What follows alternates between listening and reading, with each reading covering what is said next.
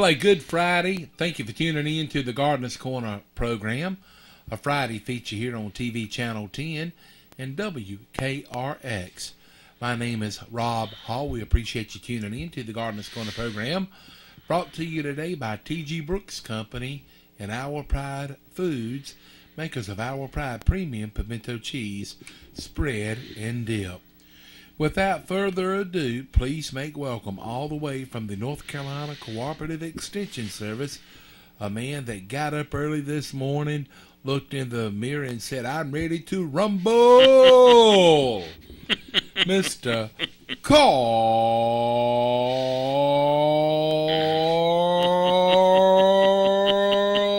Cantalupe. Hey, good morning, sir. Good morning, Rob. He probably spends long hours doing that. Yeah, rehearsing. Yes.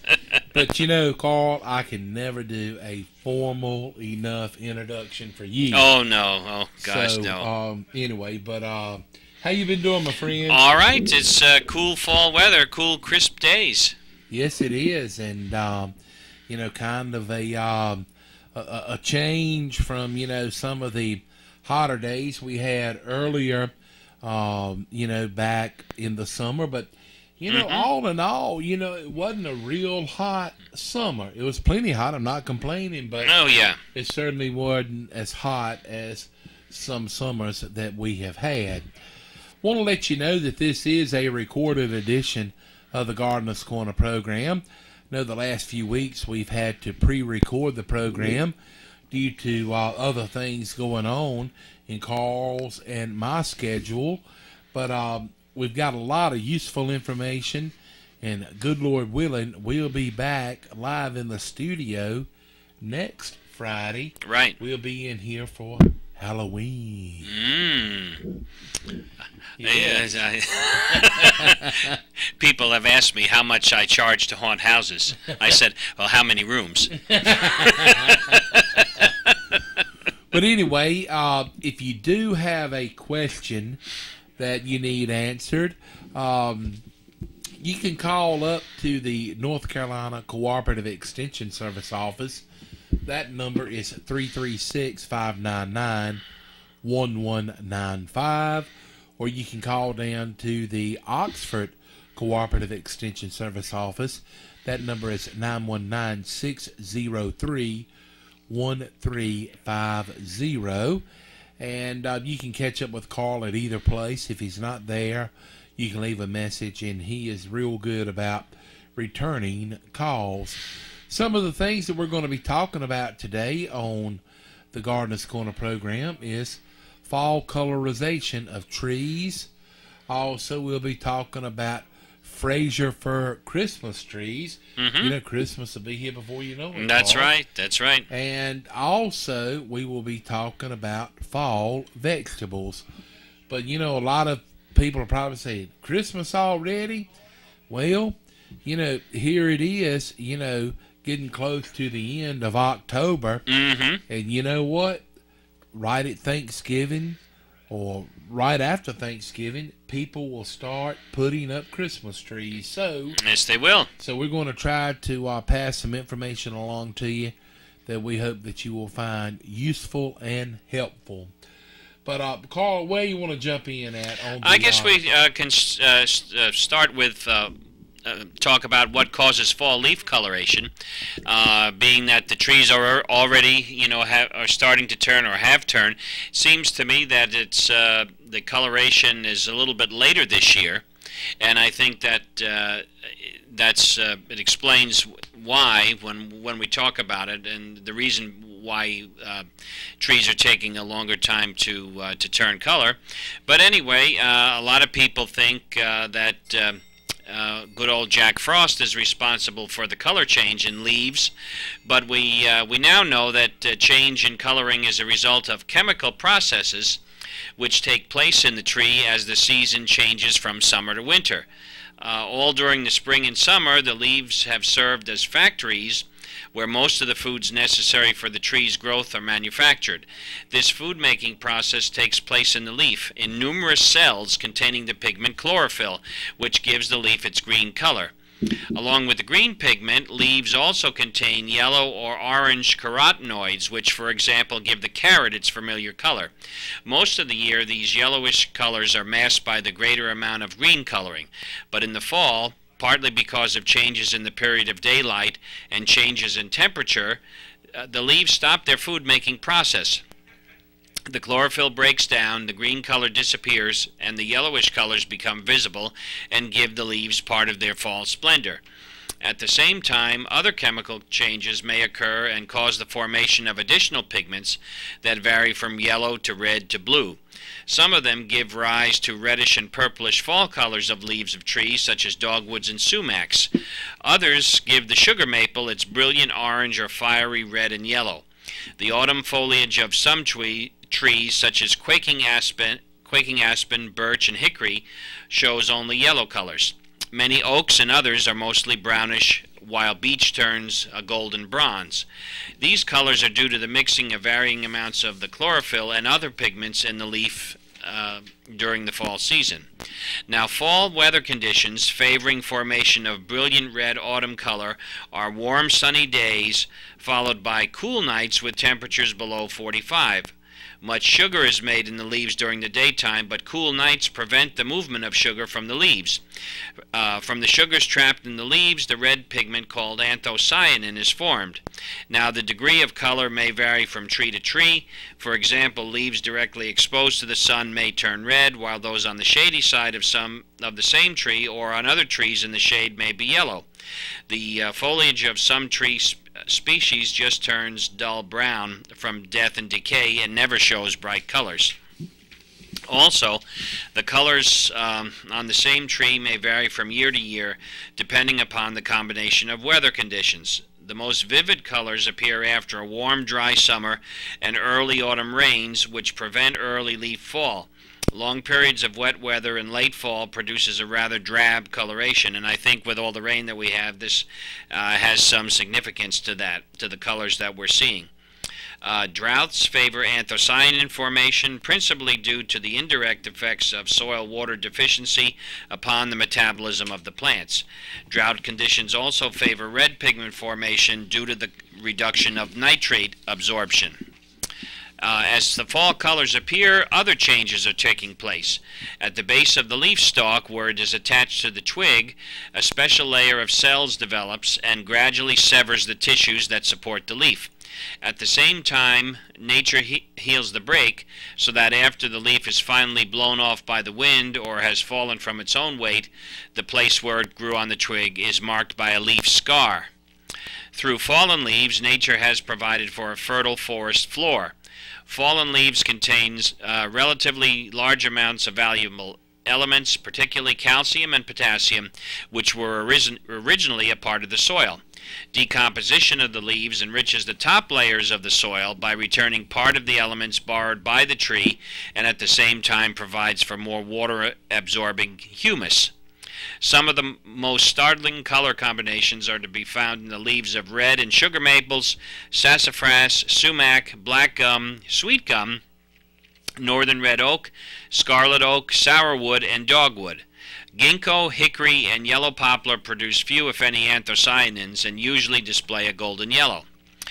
North Carolina leads the parade for leaf lookers, and depending upon the season, the species of trees involved, and the relative proportion of the three pigments, just about every imaginable color combination may be seen.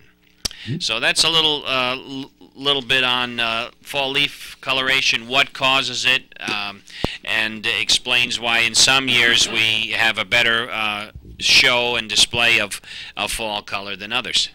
Some interesting facts, and appreciate you sharing that with us.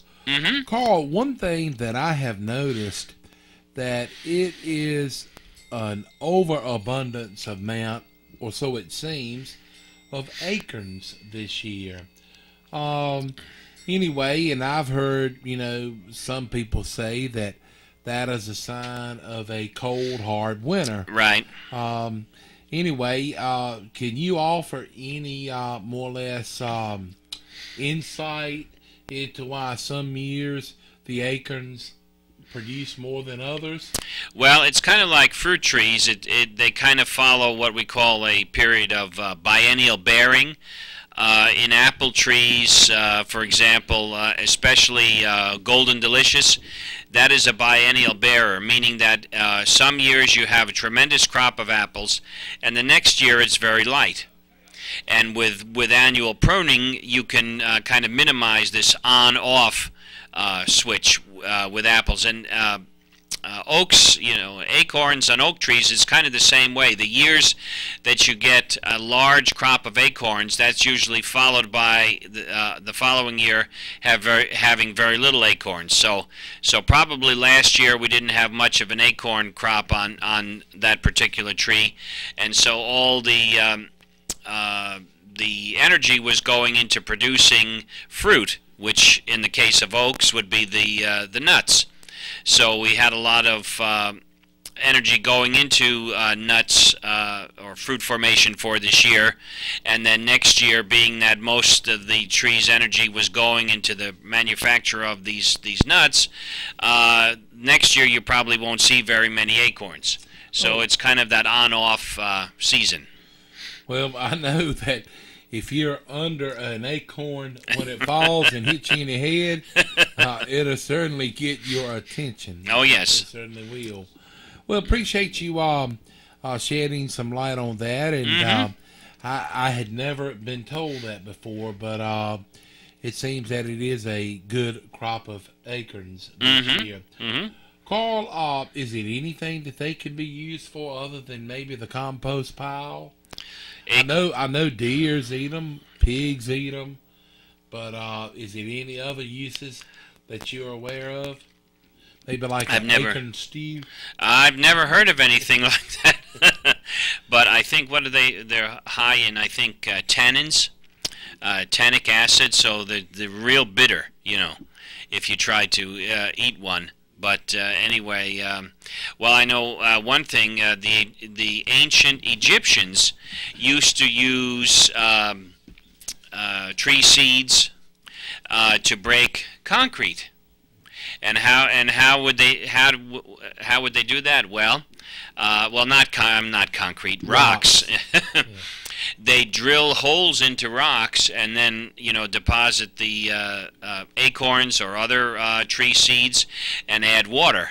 And what is really amazing in a lot of seeds of plants, they imbibe water at a huge rate, and it's called imbibition.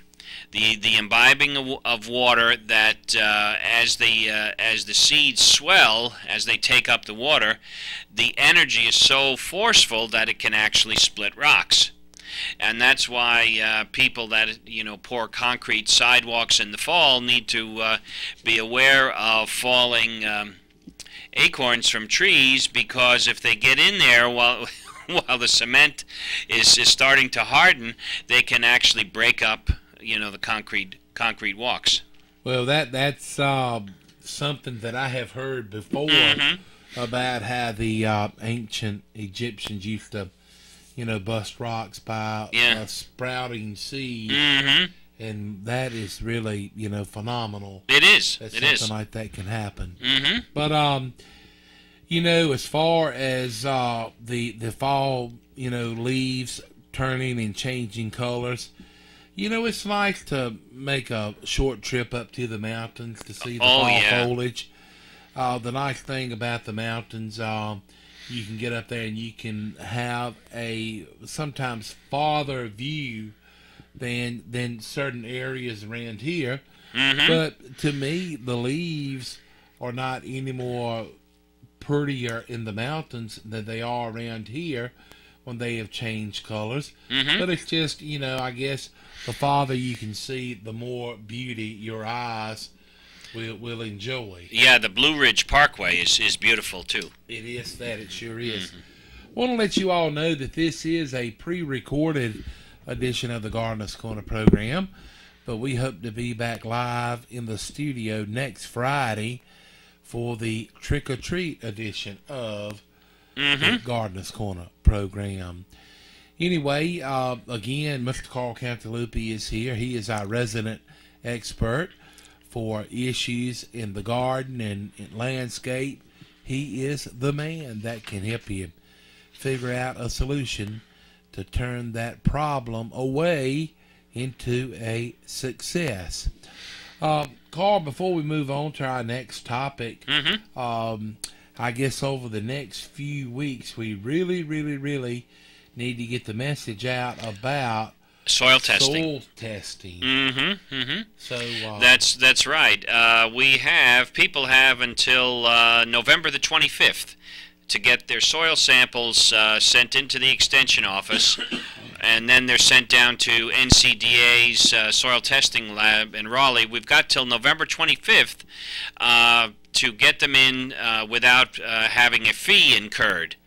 And so from November 25th to March 31st, there will be a $4 charge per soil sample. So you want to get your soil samples in before the November 25th deadline to avoid paying that $4 fee. So this is done to encourage people to get their samples in, so that there's not an onslaught of soil samples occurring during the winter when a majority of the farmers send them in. So this encourages homeowners and farmers both to get the soil samples in.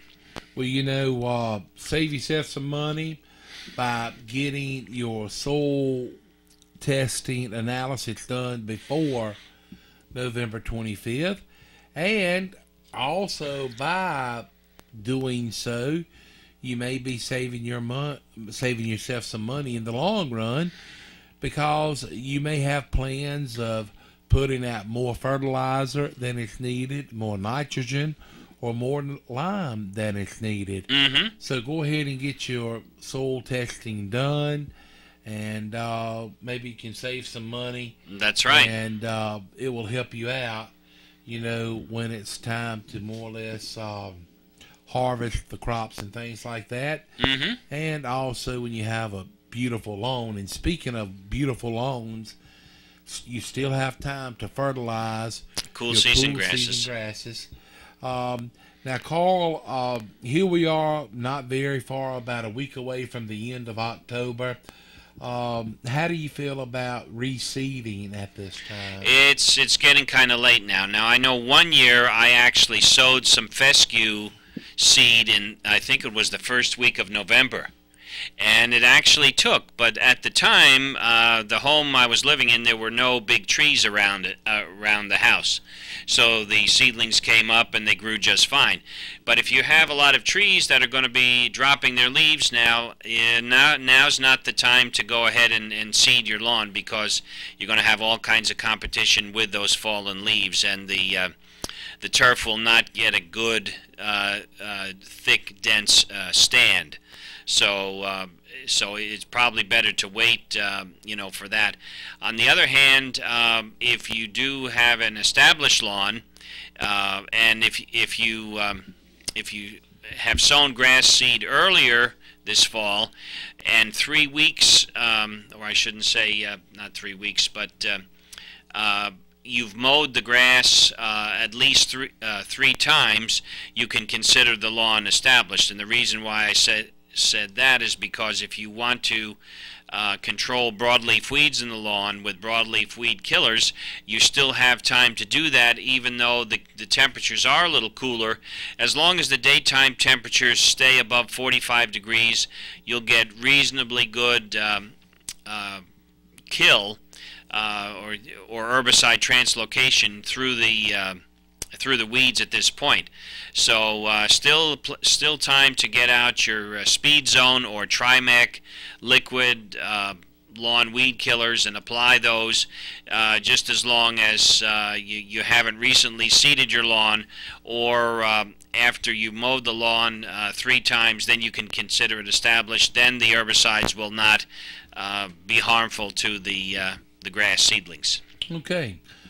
Some useful information. And again, if you have a question for Carl and you can't wait until next week's show, you can call the Person County Cooperative Extension Service office, 336-599-1195.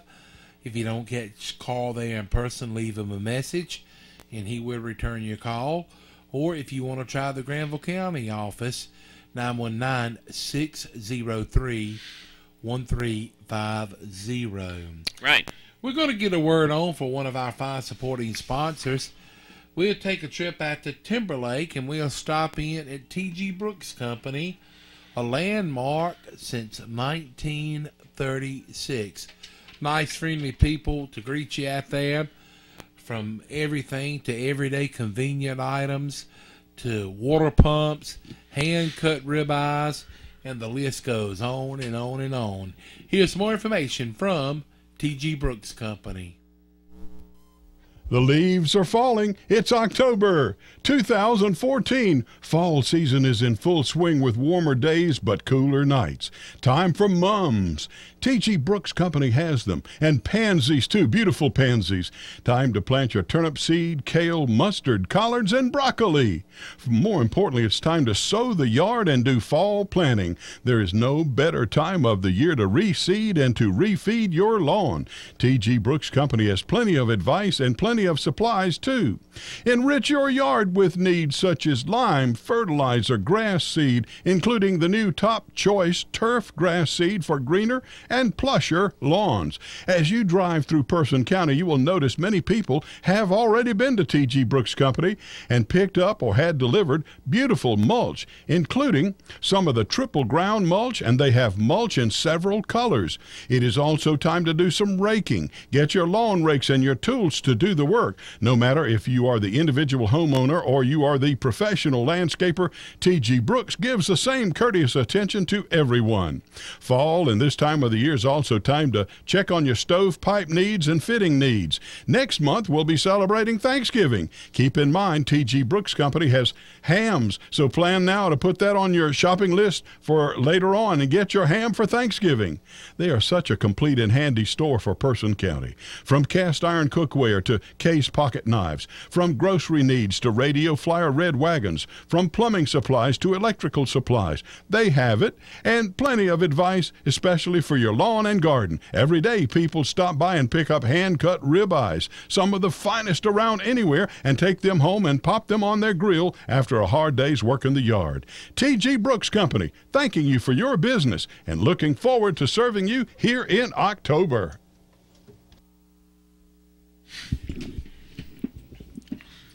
Here we are back on the Gardener's Corner program. My name is Rob Hall, Mr. Carl Cantalupi of the North Carolina Cooperative Extension Services here, and we're glad to have him here with us. And glad to be here. Carl, go shoot you a question from the hip, and you probably know it off the top of your head.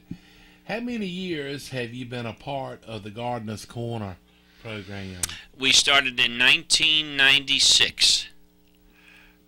So that makes us 17. Yeah. 6 and 7. Wow, 17 years. 8. Well, this year would be 18th years. 18th year, I guess. Yeah. And it's been several different people, but Carl has always been the one to be here from the North Carolina Cooperative Extension Service, and yep. He's got many years' experience on the show and his job. And we had made mention of this a couple of weeks ago, but Carl just recently celebrated her birthday, turned the big 60. Yeah, that's right. I'm haven't assumed room temperature yet. But anyway, Carl is a great guy, and he is always willing to lend assistance wherever he can to help out. Matter of fact, before the show this morning, there was a gentleman here in the lobby, and I introduced him and Carl, and the guy was talking to Carl about some problems he was having with apple trees, and Carl said, well, just give me a call sometimes in January, and I'll be glad to come out and look, at your, apple trees. And the guy was really surprised that you would even come out to his location. Well, that's the difference between, I guess, and I've seen it here in even in North Carolina, the difference between the rural counties and the urban counties. In the urban counties, the agents, a lot of them don't bother to make home visits. You know, they utilize master gardeners to answer the phone, and I guess maybe it's a big time issue, a time constraint, if they would have to make home visits themselves. But in the rural counties, well, I mean, I try to diagnose things over the phone as best I can, but there's certain things, like the gentleman with the apple tree, you can't really explain in words how to prune. Right. You've got to go out and look and show, and so a lot of times that makes all the difference in trying to help you know, a person solve plant problems. And let's face it, in smaller counties, you have smaller populations, so people know a lot more people, and you know, when you do the best job you can, and you go that extra mile to the person, I mean, that's magnified several times to other people. But if you hem and haw, and you come up with excuses, that's going to be remembered too. Often to your discredit. Well, So I think you're right, Carl, because you know, good news only travels so far, but the bad news just keeps on traveling. it does. It does. But yes, by the way, it was kind of odd the way that, I ain't gonna say it's kind of odd, but Carl and myself became friends many years ago, and I was working here at the radio station, but we did not really meet here at the radio station. I don't even remember now. We actually became friends in Oxford, you know, at the produce At the produce auction. Okay, so I guess it wasn't before that. I guess it was right at that time. And Carl knows a lot about me, and I know a lot about Carl, and Carl is always one that, you know, if he can help out, he will, and I he appreciate is not that. one that's going to do you any unjust harm. So, At least not consciously. but anyway, again, this is a pre-recorded edition of the Gardener's Corner program. We started out talking about, you know, fall colorization of you know, the leaves on the trees and things like that, and we're going to move on, and I guess we're going to talk about Frazier fir Christmas trees now, Carl. That's right, yeah. And actually this what I'm going to be reading from was written by Jeffrey Owen. He's the area Christmas tree extension specialist with North Carolina State University, and this article is titled "Your Frazier Fir Christmas Tree: A Long Journey Home," and so I'm quoting his article, and it talks about how a Frazier fir is grown and all the steps in the process. It says, while it might be enough to enjoy the full shape, soft texture, and woodsy aroma of your North Carolina-grown Frazier fir this holiday season, you may appreciate it even more if you knew just what went into the making of a perfect Christmas tree. The tree displayed in your home is the culmination of more than 14 years of planning and effort on the part of a Christmas tree grower. For a Frazier fir to become a Christmas tree, it must be visited, treated, or worked more than 150 times over its life. The journey from seed to tree began in 1987 when Ronald Reagan was still president. It began on one of the highest mountaintops in the southern Appalachians in a crop of Frazier fir seed. The bulk of Frazier fir seed has been collected from the native stands on Rowan Mountain. Weather conditions favor the development of a good cone crop only once every 5 to 7 years, and 1987 was a good year. In good years, growers can collect Frazier fir cones by the bushel in late summer. Workers climb to the top of 40-foot Frazier fir trees to pull the sticky cones off the branches. Once picked, the cones are dried over several months. The seed is then cleaned from the cones. A bushel of cones yields 2 or 3 pounds of seed with about 60,000 seeds per pound. While that may sound like a lot of trees, germination is often so low that a pound will only produce 6,000 to 12,000 seedlings. When properly dried, seed can be frozen for many years. This allows nursery growers to sow seed every year, even though a good cone crop may not occur but once every 5 years. Not all growers raise Frazier fir seedlings. It is time-consuming and fraught with risk.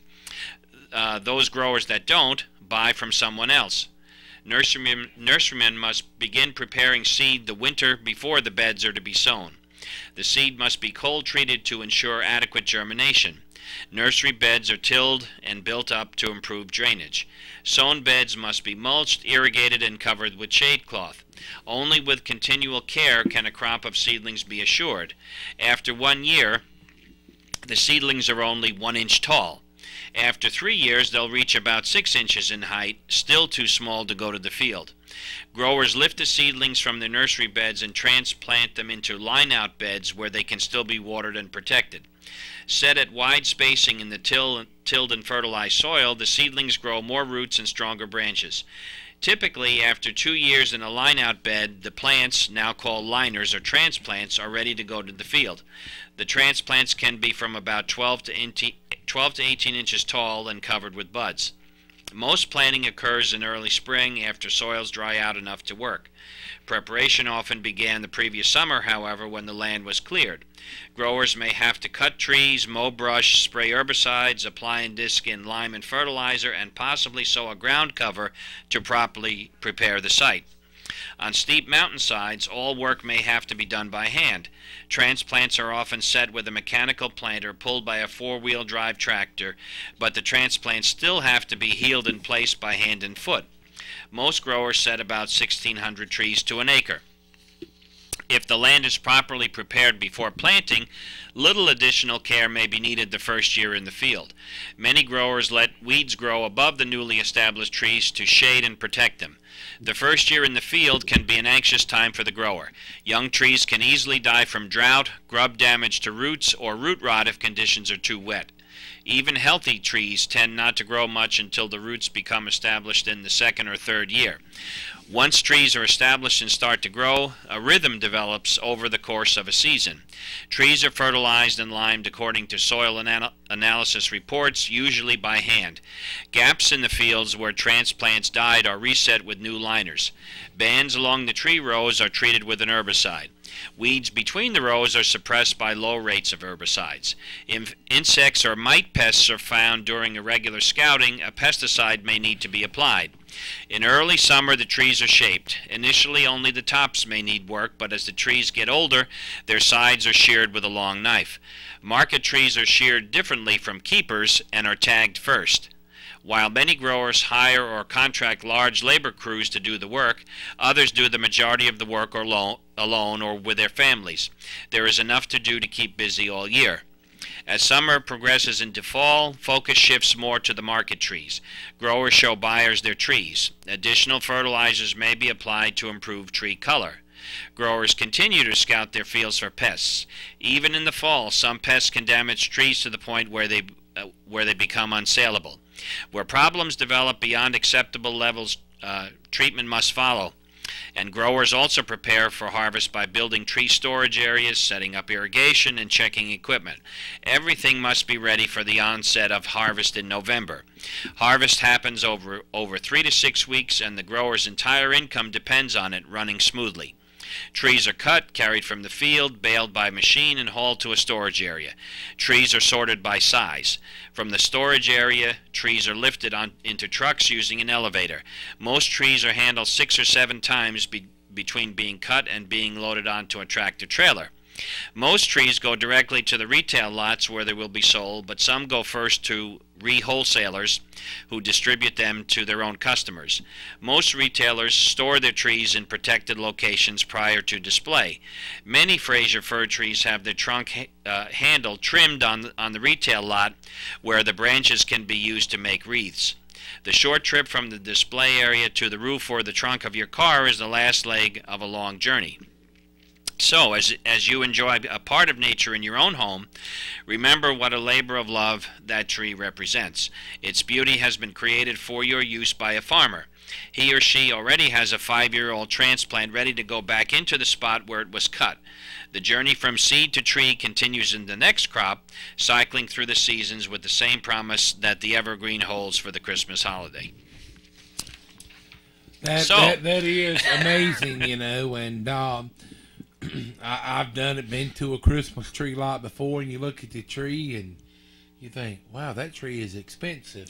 But when you figure the amount of time and effort that it has taken to get that tree to that lot or the retail chain or place that it's being sold, it's a lot. 6 or 7 years. There's a lot of risk that goes on, during those years with insect diseases, water, and so and then the grower, depends on his livelihood, after everything goes smoothly, Yes, you made a good point there, Carl. That's a large amount of investment of time. And, when everything, works out exactly right, it probably is very profitable. But, I'm sure it's not as profitable as, the grower. As it seems. That's exactly right. That's right. So, but that's some interesting facts. And, it's just mentioned, when you go to pick out a Christmas tree, don't let the price tag be the deciding factor. Let the beauty of the tree, and choose a tree that works best for you. That's right. And people will be choosing Christmas trees in about a month from now, or starting to choose Christmas trees. That's right. We need to get a word on for our other sponsor of the day. That's Our Pride Foods, makers of Our Pride Premium Pimento Cheese, spread and dip. For added flavor, try the jalapeno added Premium Pimento Cheese, spread and dip. Here's more information from Our Pride Foods. Our Pride Foods, makers of Our Pride Premium Pimento Cheese, spread and dip, is made in Roxborough. Whether you're having a family gathering or would just like a snack for yourself, be sure to keep plenty of Our Pride Premium Pimento Cheese spread and dip on hand. Goodness grows in North Carolina.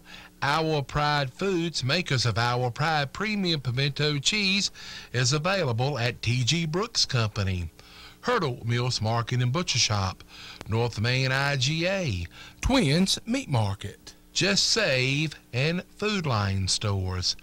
Also, if you're in Uptown Roxborough and get the hankering for some Our Pride Premium Pimento Cheese, you can enjoy it at Cole's Pharmacy and Triss's Espresso. That's Our Pride Foods, makers of Our Pride Premium Pimento Cheese spread and dip. Try the jalapeno added for extra flavor. Goodness grows in North Carolina, and Our Pride Foods, makers of Our Pride Premium Pimento Cheese spread and dip, is located in Roxborough.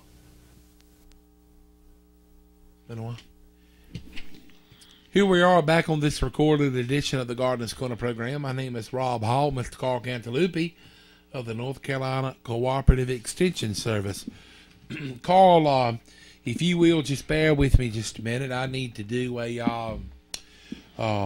this little spiel, to kind of benefit myself and maybe to help some of the people out there that's listening. The last couple of years, our leaves at home, I've sold out pretty quickly. And anyway, so I just want to go ahead and let people know that if you're interested in leaves, just go ahead and give me a call, and I'll put your name on the list. and when they start to fall, I'll call you. And anyway, after you get all that you want, I'll move on to the next list. So I want to be fair and reasonable to everyone about this. So we'll start at the top of the list and work down through it till everybody gets all of the leaves that they want. So anyway, just, it's no charge for them. Just bring your rake and load them up and haul them away. So, a lot of people, probably would try to sell them, but I'm not going to do that. I believe in being free-hearted, so I'm just going to give them away. But you got to call and get your name on the list, and we'll work down through the list. Sounds like when I was growing up, the kid that lived next door, he always had a plan for doing things to get out of work. So he invited all the younger kids and made it sound like this was the greatest thing. His father wanted him to rake the leaves, but he got out the tarps and he said, "Now we're going to have a game," and it was a competition between the kids who could rake the leaves onto the tarp the fastest and then haul them into the woods. Well, you know what? I know it sounds, as if I'm trying to get out of some work, but it's not at all that. I'm just trying to spread betterment to the community. There you go. For those people that may not have any leaves in their yard. Yeah. And would like some leaves, maybe for the compost pile of the garden. There you go. There you go. We'll have plenty of them, and like I say, bring your own rake and, help yourself, but get your name on the list quick because the list fills up pretty quickly, Moving right along on the Gardener's Corner program, we're going to talk a little bit about fall vegetables. Is that correct, Carl? Well, we'll talk a little bit about different types of fruit, and before that, if we have time, we'll get onto the vegetables. But okay. Thought to start out with just talking about apples. Some interesting facts that I think people would be wanting to know about. And when we talk about apples, apples can be grown in almost all of the U.S., but temperatures are a limiting factor of production. And as most of us know, apple trees need a sufficient period of cold to induce dormancy. Without this cold period, apples don't flower and fruit properly. Hence, they don't grow successfully in areas of semi-tropical to tropical climate, such as South Florida, for example. They don't do well in areas where winters are extremely cold, with temperatures going below -20, and they don't grow well in regions having long, hot summers or in locations which are subject to spring frost injury. And apples do not thrive in areas of high humidity and excessive moisture. Gradual exposure to cold is desirable. Temperatures of less than 40 degrees for 900 to 1,000 hours are required to break dormancy. We call these chilling hours. In the Piedmont of North Carolina, we normally receive between 1,200 and 1,400 chilling hours in the winter. Warm days and cool nights are important in the proper development of color. The North Carolina mountains have enough cool nights in the fall to promote good red coloration of McIntosh apples, whereas if we try to grow McIntosh in the Piedmont, we will not achieve good red color as in the mountains. The apple will be just as good, the quality, but it just isn't going to have the nice deep red color because we don't have the length of cool nights that they have in the mountains. The apples of today are much different than the apples that prehistoric man found growing wild in the woods of Asia. It is believed that apples were an important food since very early times. Carbonized apples were found in the prehistoric lake dwellings of Switzerland. According to J.R. Magnus, former USDA pomologist, the remains show that the apples were not only stored fresh for eating, but also preserved by cutting and drying in the sun. Modern varieties are not produced from seed because apples, as well as other tree fruits, do not remain true to type if propagated by seed. The seeds from one apple, if planted, will produce trees that are genetically different from each other. The only way to reproduce a McIntosh apple is to go to that McIntosh tree and select a bud from that tree and then bud or graft it onto a selected apple rootstock. That rootstock could be used used could be one that arises from a seedling that has been started from a seed. Magnus believed that methods of budding and grafting fruits were known more than 2,000 years ago and probably originated as chance seedlings, in other words from seed, and then budded and grafted. Early American colonists brought seeds and grafted trees of European varieties to this country. Within a few years after the first settlements, bearing apple trees were reported. Apple trees were spread by traders, missionaries, and Indians. Records of grafting desirable varieties onto wild rootstocks date back to 1647 in Virginia, according to Magnus. An eccentric missionary and fruit tree nurseryman named John Chapman, better known as Johnny Appleseed, traveled throughout the frontier settlements of Ohio and Indiana in the first half of the 19th century, planting apple tree nurseries, preaching and carrying the news. He lived to see many bearing trees throughout the areas he roamed. Many of the important varieties in the U.S. came from chance seedlings by obtaining improved selections from these seedlings, including Winesap and Delicious. The general structure of an apple can be seen by cutting a cross-section of a mature fruit. The flesh of the fruit which we eat is actually swollen, modified stem tissue. We usually throw away the true fruit, which are the carpels and seeds, better known as the core. And with apple seeds, some people might not know that apple seeds contain cyanide. Thank you. There's a senior moment there. But if you eat the seeds of an apple, will it kill you? No. You'd have to eat, probably hundreds or thousands of seeds in order to to die from it. But this is Mother Nature's way of protecting itself, protecting the seed from decomposition and such.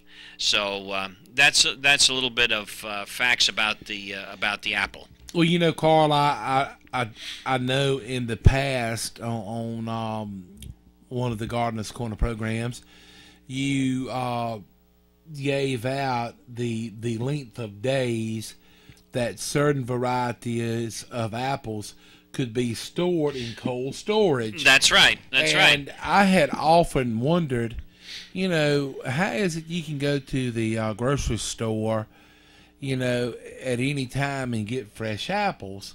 And that is the reason. A lot of these apples can be stored in cold storage over 6 months. Yeah. And when you eat them, they taste just about like they did when they were picked from the tree. Right. That's a result of what we call controlled atmosphere storage, where they lower the amount of oxygen and they increase the amount of carbon dioxide. So once the apples are placed in controlled atmosphere storage, you don't go in there until you want to remove all of the fruit at one time. So controlled atmosphere storage was discovered by, I think it was Dr. Smock back in Cornell back during the 50s. And it's really amazing that you can put fruit in there and then 6 months or longer take it out again, and the fruit was just as good as it was when it was put in 6 months ago. That is something. Yeah. It truly is. Mm-hmm. And we're very fortunate that, they have came up with ways to preserve, fruits, so that we can enjoy them pretty much year round. Mm-hmm. And something else, with all the pumpkins and everything around, maybe a lot of people is thinking about pumpkin pies. Whenever you eat a pumpkin pie, you are not eating pumpkin, you're actually eating squash. Right, winter squash or Hubbard squash. If you try to make pumpkin pie out of a jack-o'-lantern pumpkin, you find that the interior flesh is kind of stringy and coarse, whereas the flesh of a Hubbard squash, even though the outer part of the fruit looks really rough and warty, the inside has a smooth, creamy flesh, and many chefs prefer this. So, yeah, fields and fields of Hubbard squash are grown in Morton, Illinois, around Libby's Canning Company, and that's what they use for pumpkin, even though on the can it says pumpkin. it's something that I guess they've been able to get away for a long period of time. So I guess you would call that marketing, maybe. yeah, and the same thing with sweet potatoes and yams. You buy canned yams, but they're not really yams because the true yam is a plant of a totally different genus. The root looks nothing like the sweet potato, but that term has stuck, and so even though you buy canned yams, you're buying canned sweet potatoes. Well, you know, Carl, I kind of wish I had to mention pumpkin pie, because you know what? I wouldn't mind a slice of it right now. Yeah. Well, that's going to about do it for this edition of the Gardener's Corner program, and our apologies if it was a question that you wanted to call in today and was unable to do so because of this being a recorded edition. Good Lord willing, we'll be back live in the studio next week, hopefully with all treats and no tricks. Special thanks goes out to our fine supporting sponsors of the Gardener's Corner program. Our Pride Foods, makers of Our Pride Premium Pimento Cheese Spread and Dip, and T.G. Brooks Company, located in Timberlake. We want to wish you and yours a happy and safe Friday afternoon and a good weekend, and we'll see you next week for another edition of the Gardener's Corner program.